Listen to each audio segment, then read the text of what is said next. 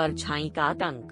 कभी कभी डर वहाँ छुपा होता है जहाँ हम सबसे ज्यादा अकेला महसूस करते हैं। आज शाम मैं अपने पड़ोस के पुराने पार्क में टहलने गया था। वो पार्क जहाँ अब कोई नहीं आता। चारों ओर सन्नाटा और टूटे फूटे झूले, जैसे किसी भूले बिसरे जमाने की गूंज। लेकिन आज कुछ अलग था, जैसे हवा में कोई बेचैनी थी। तभी अचानक किसी ने धीरे से मेरा नाम पुकारा, अर्जुन। मैंने हैरानी से इधर उधर देखा, लेकिन पार्क में मेरे सिवा कोई नहीं था। सिर्फ मेरी परछाई, जो स्ट्रीट लाइट की हल्की रोशनी में अजीब सी हिल रही थी। मैं आगे बढ़ा ही था कि वही आवाज फिर आई, इस बार और करीब से। अर्जुन। अब की बार आवाज में एक अजीब सी घबराहट थी, जैसे कोई मदद मांग रहा हो।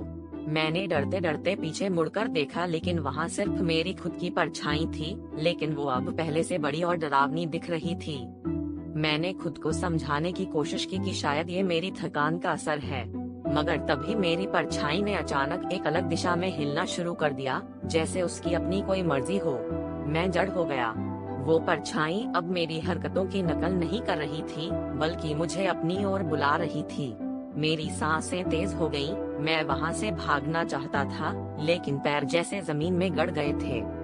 तभी मेरी परछाई ने धीरे धीरे अपने हाथ बढ़ाए और एक फुसफुसाहट मेरे कानों में गूंजी, तुम्हें मेरे साथ चलना होगा, अब मैं अकेली नहीं रहना चाहती।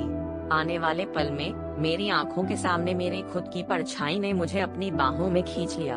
आखिरी चीज जो मुझे याद है, वो थी मेरी ही आवाज, जो अब कहीं दूर से उसी सुनसान पार्क में किसी और को पुकार रही थी।